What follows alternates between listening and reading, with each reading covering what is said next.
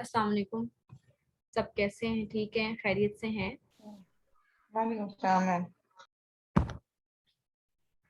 अच्छा, आज की क्लास स्टार्ट करते हैं, लेकिन स्टार्ट करने से पहले मैं एक दफा ना सारा रिवाइज करना चाहती हूँ, ताकि आप लोगों का जिसका जो भी इशू है वो एक दफा रिपीट हो जाए। ठीक है? और आप लोगों के जो भी क्वेश्चन है वो आपने फिर अपने पास नोट कर लेने हैं, एट द एंड आपने वो मुझसे फिर पूछने हैं। ठीक है? तो अभी मैं बिल्कुल इनिशियली आपको बता रही हूँ कि हम लोगों ने कहाँ से स्टार्ट किया था और अब हम कहाँ पे हैं। ठीक है? अब देखिए, आप लोगों ने दो चीजें की हैं अमेजोन के अंदर। ठीक है? जो दो मेन जो सबसे ज्यादा आप कह सकते हो कि रिकमेंडेड चीजें हैं आपको, वो मैंने करवाई हैं, जिसमें एक होलसेल होता है और एक प्राइवेट लेबल होता है। ठीक है? वीडियो अभी नहीं, अभी जस्ट मैं रिपीट कर रही हूँ, फिर मैं आपके साथ स्क्रीन शेयर करती हूँ। ठीक है? अच्छा, तो एक होलसेल होता है और एक प्राइवेट लेबल। होलसेल वो चीज होती है कि आप लोग, बहुत सारे लोग एक ही प्रोडक्ट को बेच रहे होते हो। ठीक है? अब उसमें आप लोगों ने मैनुअल हंटिंग की और टूल्स के थ्रू हंटिंग की। टूल्स के थ्रू आपने यूके और यूएसए के अंदर हंटिंग की, और मैनुअल आपने केएसए, यूएई, कनाडा और ऑस्ट्रेलिया के अंदर की। ठीक है? इसी तरह प्राइवेट लेवल में क्या होता है कि एक प्रोडक्ट को एक ही बंदा सेल कर रहा होता है, वो उसका अपना ब्रांड होता है। और ये भी आपने दो तरह से हंटिंग की, एक थी मैनुअल और एक थी टूल्स के साथ। ठीक है?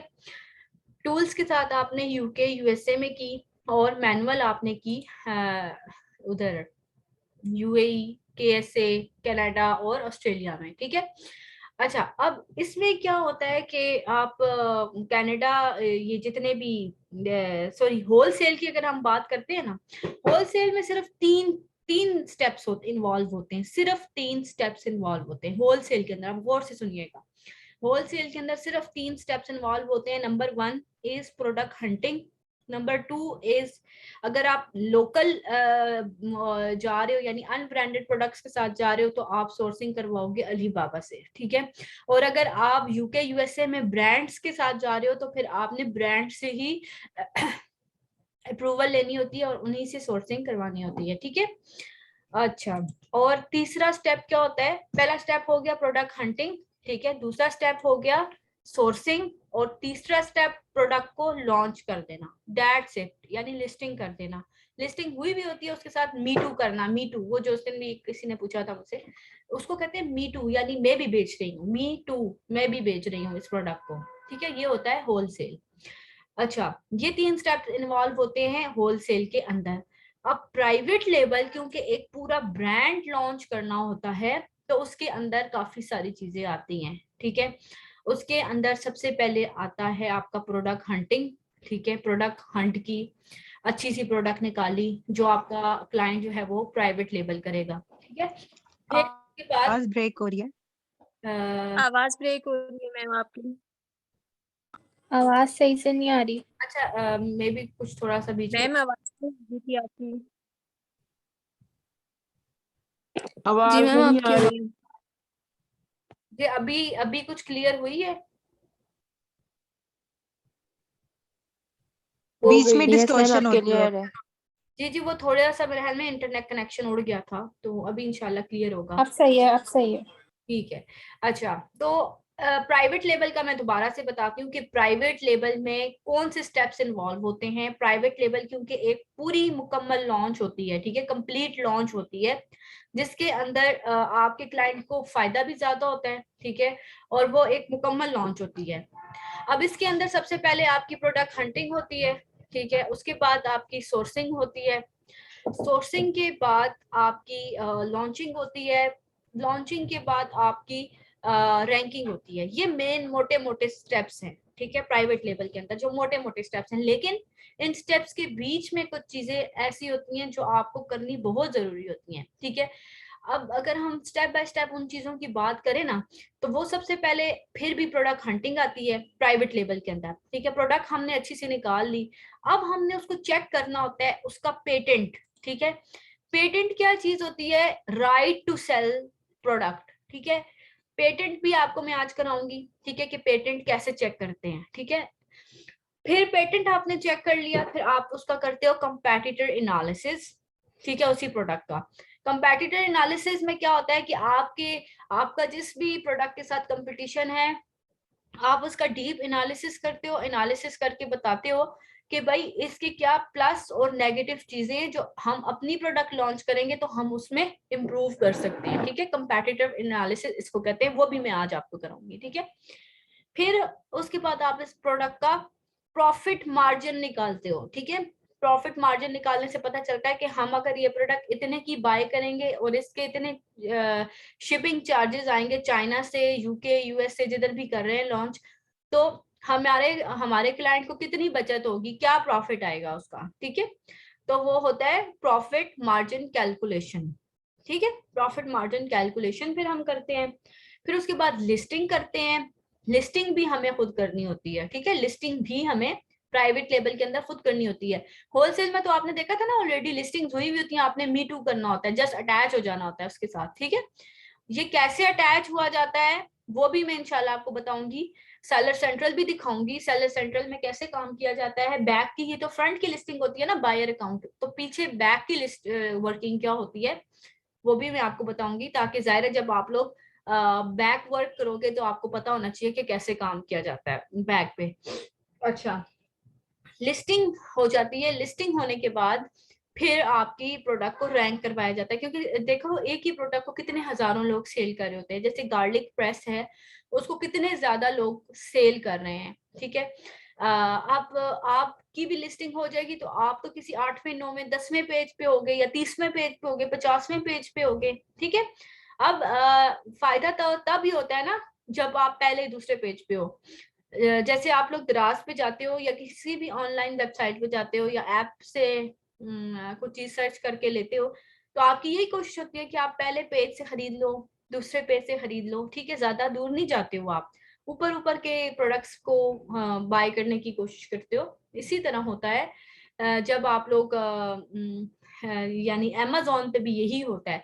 तो आपने अपनी प्रोडक्ट को रैंक करवाना होता है, और रैंक करवा के आपने अपनी प्रोडक्ट को सामने फर्स्ट पेज पे लेकर आना होता है। ठीक है, ये चीज होती है। अच्छा, तो अभी मैं आप लोगों के साथ स्क्रीन शेयर करती हूँ। स्क्रीन शेयर करने के बाद सबसे पहले मैं आपको बताऊंगी कि प्रोडक्ट का पेटेंट कैसे चेक किया जाता है। ठीक है, प्रोडक्ट का पेटेंट कैसे चेक किया जाता है। जैसे आपने प्रोडक्ट का पेटेंट चेक करना कब होता है, ठीक है, जब आपकी प्रोडक्ट फाइनल हो जाती है। ठीक है, जैसे फाइनल मींस कि आपने प्रोडक्ट निकाली, आपको पसंद आ गई, उसका क्राइटेरिया मैच हो रहा है। अब चाहे वो आपने मैनुअल हंट की है या टूल से हंट की है, ये प्राइवेट लेबल के लिए है। ठीक है, होलसेल के लिए सिर्फ 3 मेथड है, 3 स्टेप्स इन्वॉल्व हैं जो मैंने आपको बताई हैं। पहला कौन सा है, अब आप लोग बताओ कौन सा है पहला होलसेल के अंदर। प्रोडक्ट हंटिंग, दूसरा स्टेप कौन सा है, सोर्सिंग, सोर्सिंग, तीसरा स्टेप कौन सा है, प्रोडक्ट लॉन्च, लॉन्चिंग। बस आपने अब मिक्स अप नहीं करना है, क्योंकि ये सिर्फ होलसेल का मैंने आपको बताया कि 3 स्टेप्स इन्वॉल्व हैं। बाकी सारा जो कुछ होता है, कंपैटिटर एनालिसिस, लिस्टिंग, प्रॉफिट मार्जिन, ये सारा कुछ जो होता है ये उसके लिए होता है, प्राइवेट लेबल के लिए होता है, प्राइवेट लेबल के लिए होता है। ठीक है, अब हम पेटेंट चेक कैसे करते हैं। पेटेंट क्या चीज होती है, पेटेंट होता है राइट टू सेल। आप किसी भी प्रोडक्ट का अगर पेटेंट रजिस्टर करवाते हो या आप अपने क्लाइंट के लिए पेटेंट रजिस्टर करवाते हो, तो वो प्रोडक्ट का डिजाइन फिर कोई और सेल नहीं कर सकता। ठीक है, अब जरूरी नहीं होता है कि हर कोई बंदा पेटेंट रजिस्टर करवाए, क्योंकि ये एक एक्सपेंसिव प्रोसेस होता है, एक महंगा प्रोसेस होता है। लेकिन कुछ लोगों ने अपने पेटेंट रजिस्टर करवाए हुए होते हैं, और जिन लोगों ने पेटेंट रजिस्टर करवाए हुए होते हैं, हम उनका डिजाइन नहीं सेल कर सकते हैं। लेट्स सपोज हम जाते हैं amazon.com पे, मैं आपको बताती हूँ कि क्या मैं कह रही हूँ, परफॉर्म करके बताती हूँ।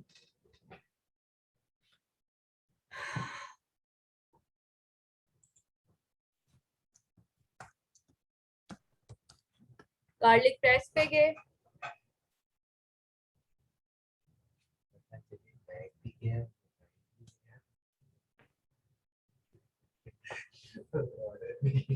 अच्छा जैसे ये एक प्रोडक्ट है सामने हमारे, ठीक है, इसी को मैं देखती हूँ, इसको ओपन करती हूँ।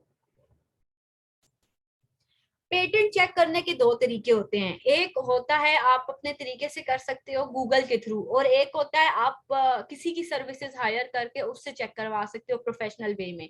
दोनों तरीके ठीक होते हैं, लेकिन कुछ क्लाइंट अगर वो चाहें कि थोड़ा सा खर्चा, ये सारे क्लाइंट की ही रिस्पॉन्सिबिलिटी होती है, जितना भी एक्सपेंस होता है ये उसी की रिस्पॉन्सिबिलिटी में आता है, ठीक है। लेकिन देखें, अगर आप उसको चेक करके दे देते हो तो वो भी बहुत अच्छी बात है, वो ज्यादा अच्छा। अगर आप खुद से चार्ज करना चाहो पेटेंट चेक करने के ना, तो आप अलग से चार्ज कर सकते हो, ये बीए की रिस्पॉन्सिबिलिटी भी नहीं आता है, ठीक है। पेटेंट चेक करना वो चेक करवा के दे सकता है, लेकिन खुद चेक करे तो वो उसके चार्ज कर सकता है, मतलब उसको कोई रोक टोक नहीं होती है।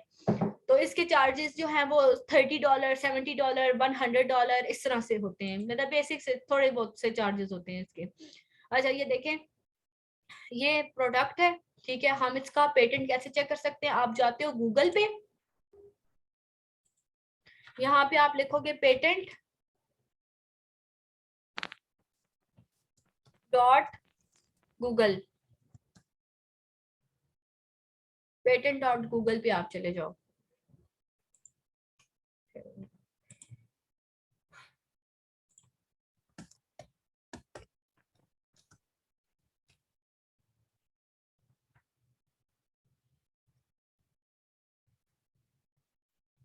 ये आ रहा है गूगल पेटेंट्स,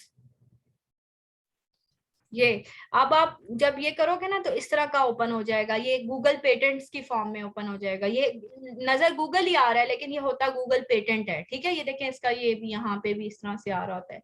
अब यहाँ पर आप जाकर ना गूगल वो करोगे, इसका क्या कहते हैं, गार्लिक प्रेस लिखोगे, जो भी आपका मेन कीवर्ड होगा वो आप यहाँ पर जाके पुट कर दोगे।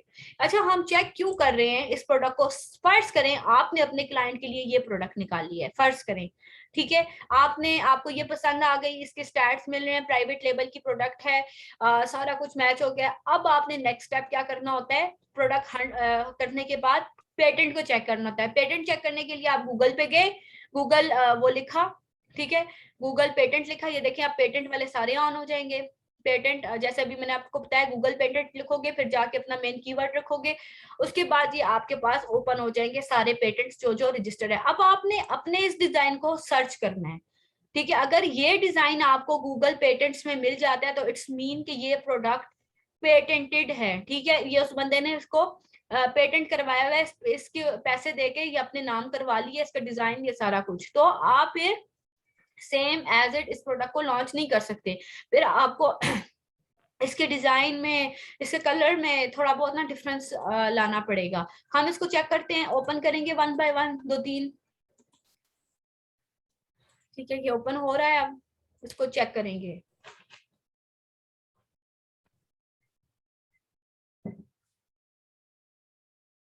अभी यहाँ पे ना ये इसके डिस्क्रिप्शन में ओपन हो जाती हैं, वो ओपन हो जाता है।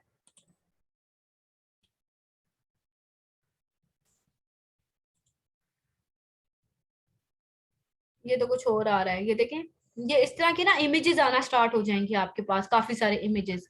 आपने उन इमेजेस को ओपन करके देखना है कि इसमें ये आ रहा है, वो वाला ऐसे ही कुछ आ रहा था, ये सही है।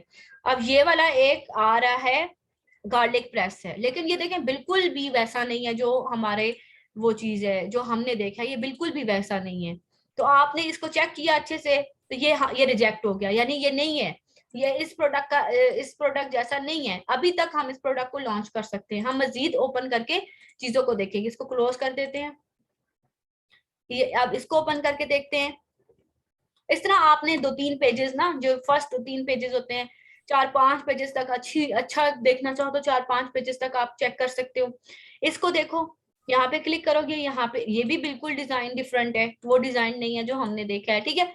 यानी ये भी हम इसको क्लोज कर देंगे। अब फिर हम इसको आके देखें तो हम इस प्रोडक्ट को एज इट लॉन्च कर सकते हैं, क्योंकि ये पेटेंट हम इसका नहीं मिला। हम इस वाली को ओपन करके देखते हैं।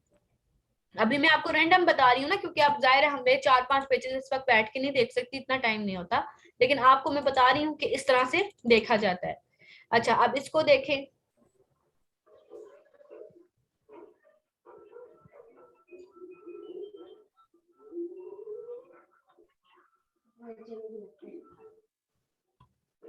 ये देखें, ये वाला डिजाइन बिल्कुल ओवर डिजाइन है, ये चेक करें। तो यानी कि ये डिजाइन हमें नहीं मिला।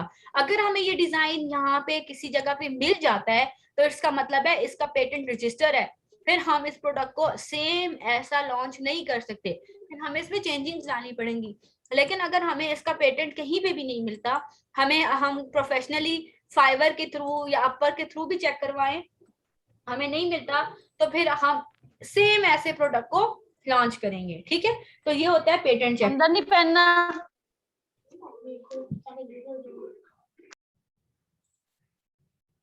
ठीक है, this is called patent check. और अगर आपको पेटेंट चेक करना है आप खुद कर सकते हो, या आप किसी से भी फाइवर के थ्रू, फाइवर पे जाके आप लिखोगे पेटेंट चेक, तो आपके पास बेशुमार लोग आ जाएंगे जो कुछ चार्ज करके पेटेंट चेक करते हैं। लेकिन ये आपकी मर्जी होती है, आपको खुद भी मिल जाता है। ठीक है, आपके चेक करने में उनके चेक करने में कोई इतना फर्क नहीं होता, वो भी ऐसे ही चेक करते हैं। ठीक है, तो इस तरीके से आप पेटेंट चेक करके दे सकते हो। आप अपनी फाइवर पे ये अलग से सर्विसेज भी रख सकते हो पेटेंट चेक की, लोगों के लिए भी। ठीक है, कि जिसने पेटेंट चेक करवाना है तो वो इस तरह से पेटेंट को चेक करवा सकता है। ठीक है, अब दूसरी चीज होती है कंपैटिटर एनालिसिस। आपने प्रोडक्ट हंट कर ली, आपने पेटेंट चेक कर लिया, पेटेंट आपको नहीं मिला। ठीक है, अब हम आगे बढ़ते हैं, उसके बाद हम करेंगे कंपैटिटर एनालिसिस। ठीक है, कंपैटिटर एनालिसिस में लेट्स सपोज यही हमारी प्रोडक्ट थी, ठीक है, यही हमने अपने कस्टमर के लिए सिलेक्ट की हुई है। कंपैटिटर एनालिसिस में हम क्या करते हैं, हम जाते हैं रिव्यूज के अंदर। ठीक है, सबसे नीचे जाएंगे ना हम, तो हमारे पास रिव्यूज आ जाएंगे कस्टमर के। यहाँ ये आ रहे हैं रिव्यूज। देखिए अब हमारे पास 5 स्टार 79% है, 4 स्टार 12% है, 3 स्टार 6%, 2 स्टार 1% और 1 स्टार 1%। अब हम इनको बारी बारी इनका एनालिसिस करेंगे, डीप एनालिसिस करेंगे। सबसे पहले हम देखते हैं कि 1 स्टार इसको क्यों मिला है। ठीक है, हम देखेंगे 1 स्टार क्यों मिला है, 2 स्टार क्यों मिला है, 3 स्टार क्यों मिला है, 4 स्टार क्यों मिला है और 5 स्टार क्यों मिला है। जो इस प्रोडक्ट की वीकनेसेस हैं, हम अपनी प्रोडक्ट को जब मैन्युफैक्चर कराएंगे चाइना से, तो हम अपनी प्रोडक्ट में वो वीकनेसेस नहीं डालेंगे। ठीक है, हम पढ़ते हैं। Call me crazy but when ordering something that is supposed to be new and come in open and damaged box, confidence level is ground level low. The product is not sealed and the box is already open, damaged and returning. ठीक है, यानी इसने कहा कि जब मेरे पास ये product I तो टूटी हुई भी थी, ओपन थी, ये था वो था, तो मैं इसको रिटर्न कर रही हूँ। हम अपने पास ये चीज नोट कर लेंगे। ठीक है, जब हम अपनी प्रोडक्ट भेजेंगे अपने कस्टमर को, ठीक है, तो हम इस चीज को मेक श्योर करेंगे, अपने क्लाइंट अपने सप्लायर को बोल देंगे कि हमारे प्रोडक्ट की पैकेजिंग अच्छी करा के भेजनी है। ठीक है, क्योंकि हम तो सारा कुछ अमेजोन के वेयर हाउस में जा देंगे ना, ये सारी प्रोडक्ट सारी सोर्सिंग अमेजोन के वेयर हाउस चली जाएगी, वहां से इसको जो है वो करना होगा, वो खुद ही पिक एंड पैक करके कस्टमर को भेजेंगे। लेकिन हमें अमेजोन के वेयर हाउस तक अच्छी चीज पहुंचानी है ताकि आगे भी अच्छी कस्टमर तक जाए। ठीक है, नेक्स्ट पढ़ते हैं। Review, do not buy if you intended on using it. इसका नहीं मुझे समझ आई कि मतलब मत बाय करें अगर आप इस्तेमाल करना चाहते हैं तो। आई डोंट नो अब इसने ये क्यों कहा। हम 2 स्टार्स वाले देखते हैं। Garlic squeezes out of sides and recently the plunger part came loose that do that it doesn't line up with the part holding the garlic. अब ये भी वही कह रहा है कि जी गार्लिक सही से होल्ड नहीं हुआ। ठीक है, और साइडों से जो है वो स्क्वीज आउट हो गया। अब हम इस चीज को भी अपने इस पॉइंट को भी नोट कर लेते हैं। और जब एक तो वो पैकेजिंग मटेरियल हो गया और दूसरा ये है कि ये लूज हो जाता है इसका एक पार्ट और गार्लिक उसमें से निकल जाता है। ठीक है, used it twice. First time was great, then we ran out it with the dishwasher and grip fell out by the handle of after the use. Second use we ran it through the dishwasher again and the finish starting bubbling, very disappointed.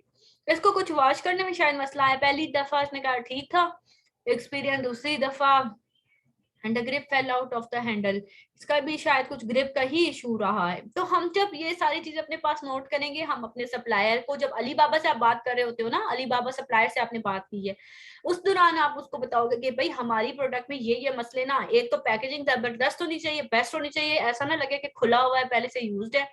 दूसरा, उसकी grip आपने अच्छे tight करके रखनी है ताकि इस तरह का मसला हमारे क्लाइंट को, कस्टमर को पेश ना आए।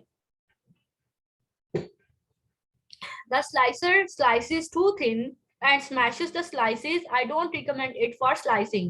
ये कह रही है कि स्लाइसिंग के लिए मैं रिकमेंड नहीं करती। तो वैसे तो ये क्रश होता है ना, क्रशिंग के लिए होता है। हम 5 स्टार्स को देखते हैं, 5 स्टार्स लोगों ने क्यों दिए हैं। ज्यादातर आप नेगेटिव पे करो कि जाहिर है हमें नेगेटिव चीज को इम्प्रूव करना होगा अपने लिए। If this garlic press had feelings, it would be in much pain and mad it because it's used daily, sometimes multiple times a day. My goodness, is this is a keeper. I brush mine with olive oil before using. It's a lot more easier to remove the skin. The garlic comes out of soft, perfect and every dish. इसने पता बड़ी तारीफ की है इसकी कि भाई ये जबरदस्त है, दिन में कई दफा यूज होता है। मैं इसको ऑलिव ऑयल लगाकर यूज करने से पहले करती हूँ तो बड़ा जबरदस्त रिजल्ट उसका आता है। ठीक है, This combo is so easy to use. No more peeling and chopping garlic.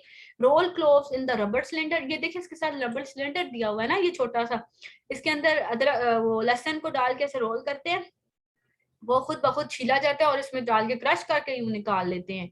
ठीक है, तो यानी बड़ी आसानी हो जाती है। तो ये वही कह रहा है कि जी कॉम्बिनेशन इसका अच्छा है, तो लोग इस कॉम्बिनेशन की वजह से खुश आए। तो हमें भी ये अपने साथ अपने उसमें ना ऐड करनी चाहिए, छोटा सा ब्रश और ये। ठीक है, ये चीजें हमने, हाँ अब आपको समझ आई होगी कि हम ना कंपैटिटर एनालिसिस किस वजह से करते हैं, ताकि हम देखें कि लोग खफा क्यों हुए हैं और खुश क्यों हुए हैं। हमें वो दोनों चीजों को अपने पास नोट डाउन करना है और हमें भी वो काम करना है। ठीक है, तो ये होता है कंपैटिटर एनालिसिस। आपने रिव्यूज में जाकर तीनों पांचों रिव्यूज को अच्छे से चेक करना है और अपने पास नोट करके एक रिपोर्ट तैयार करनी है, जिसमें आपको पता होना चाहिए कि जब मैंने अपने सप्लायर को कंफर्म ऑर्डर करना है तो उस वक्त मैंने उसको कौन से प्लस पॉइंट्स और कौन से नेगेटिव पॉइंट्स उसको ठीक करके बताने हैं। ठीक है, ये दूसरा टॉपिक था। अब दोबारा चलते हैं। प्रोडक्ट निकाल ली अपने क्लाइंट के लिए, हमने उसका पेटेंट चेक कर लिया, हमने उसका कंपेटिटर एनालिसिस कर दिया। अब हम देखते हैं कि प्रोडक्ट का प्रॉफिट मार्जिन क्या है। जो प्रोडक्ट हम अपने क्लाइंट को लगाने जा रहे हैं, देने जा रहे हैं, आखिर उसको इसका प्रॉफिट जो सबसे ज्यादा इंपॉर्टेंट चीज है वो क्या है। तो आप लोगों ने क्या करना है, खैर ये मैं इस तरह आपसे ओपन नहीं होगा, आप लोगों ने जाना है गूगल पे।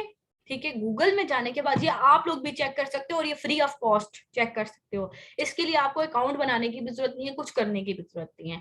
आप जाओगे गूगल पे, गूगल पे जाने के बाद आप लिखोगे FBA कैलकुलेटर, रेवेन्यू कैलकुलेटर या कैलकुलेटर, ये देखो आ रहा है। अब यूके का करना है तो यूके का कर लो, जिधर का भी करना है साथ आगे कंट्री लिख लेना। ठीक है, अब ये सब की अलग अलग कंट्रीज होंगी। ठीक है, हर एक कंट्री का अलग होगा। अब ये आपको कहेगा कि sign in to seller central या कंटिन्यू एज अ गेस्ट। आप लोगों ने क्या करना है, कंटिन्यू एज अ गेस्ट करना है। ठीक है, अब ये साइड पे देखो कंट्री का लिखा आ रहा है कि सिलेक्ट कंट्री। अब ये यूरोपियन कंट्रीज है सारी। ठीक है, क्योंकि यूके के साथ क्या होता है, यूरोप होता है पूरा। और ये इटली, पता नहीं ये कौन सा है, स्पेन, फ्रांस, नीदरलैंड, ये है जर्मनी। ठीक है, ये सारे आ जाएंगे आपके पास। तो आपने क्या करना है, अब यहाँ पे भी मुझे जाहिर है वही ओपन करना होगा, यूके ही ओपन करना होगा, वहां जो यूके ओपन कर दिया है। तो यहाँ पे हम करते हैं amazon.co.uk।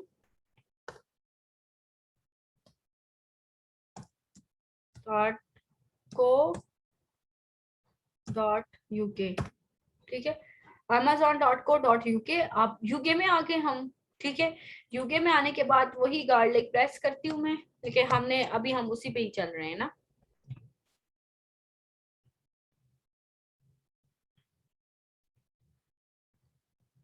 इसमें से इसको मैं ओपन कर लेती हूँ। अब ये लेट्स सपोज ये प्रोडक्ट हमने अपने क्लाइंट के लिए फाइनल कर दी है, इसको हमने हंट किया, इसका हमने पेटेंट चेक किया, इसका हमने कंपैटिटर एनालिसिस किया। अब हम इसका प्रॉफिट मार्जिन निकाल के अपने क्लाइंट को बताएंगे कि भाई कितना आपको प्रॉफिट होगा। ठीक है, तो उसका क्या तरीका होगा, आप गूगल पे गए, गूगल पे जाने के बाद आपने FBA कैलकुलेटर यूके लिखा, आपके पास यूके का कैलकुलेटर ओपन हो जाएगा। अब आपने इस प्रोडक्ट का एसन, ठीक है, एसन